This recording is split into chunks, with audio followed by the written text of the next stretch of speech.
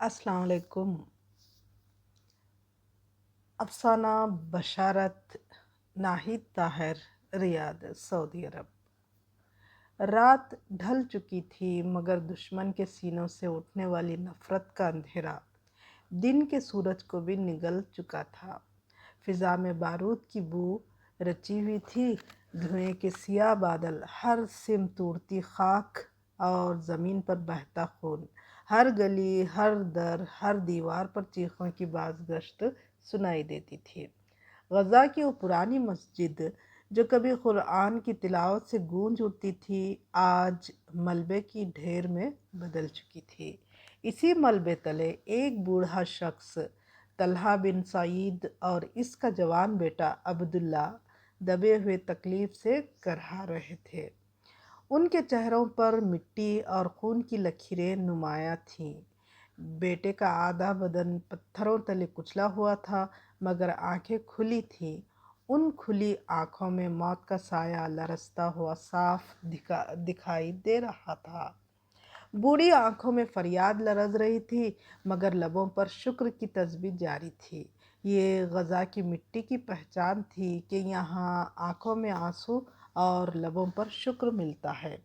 बाप की आवाज़ कांपती हुई निकली, अब्दुल्ला, हिम्मत कर बेटा, ज़रा कोशिश कर। बेटे ने मध्यम लहजे में कहा, बाबा, पत्थर बहुत भारी हैं, पूरी कुव्वत लगा रहा हूँ। बाप ने तड़प कर कहा, या रब, तूने जालिमों को ताकत दी और हमारे हिस्से में कफन की चादरें, लाशों का बोझ, लहद की गोदी। अगर यही तेरी आजमाइश है तो हम हाजिर हैं, लब्बैक कहते हैं।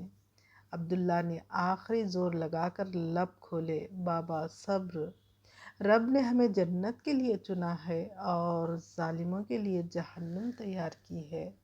बूढ़ा बाप बेटे की आंखों में ईमान की चमक देखकर खुद को संभाला। हाँ बेटा, हम गज़ा की मिट्टी के सिपाही हैं।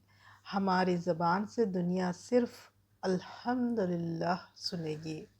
करीब ही एक औरत की लाश गिरी थी।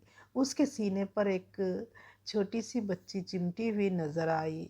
माँ के चेहरे पर जले हुए जख्म, बालों में खाक और आंखें जो हमेशा औलाद को प्यार से तकती, वह अब बंद हो चुकी थीं। नन्ही बच्ची की आंखें खौफ से खुली रह गई थीं, जैसे उसने मौत के फरिश्ते को करीब से देखा हो। बूढ़े ने कपकपाते हुए लबों से कहा, इस बच्ची के हाथों में खिलौने नहीं, मिट्टी और धूल है। आंखों में सुनहरे ख्वाब नहीं, भूख और खौफ का धुआं है। अब्दुल्ला ने आह भरी, दुनिया को इसकी परवाह नहीं बाबा, दुनिया तो बस तस्वीरें खींचती है। वाकई कुछ फासले पर एक गैर मुल्की सहाफ़ी खड़ा था, चेहरे पर बेपनाह संजीदगी, हाथ में कैमरा। वो बड़े पुरजोश अंदाज में बोल रहा था, ये जंग नहीं, ये एक तरफा कत्ले आम है। बूढ़े बाप के होठों पर जख्मी मुस्कुराहट फैल गई।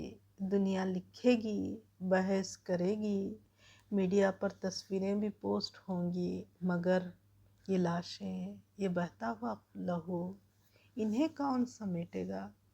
इंसानियत के अलमबरदार, कोई तो जवाब दो। अब्दुल्ला की आवाज़ कांप गई, बाबा, जवाब छोड़े। इस दुनिया में हक़ के लिए हौसला है और ना इंसाफ के लिए हिम्मत।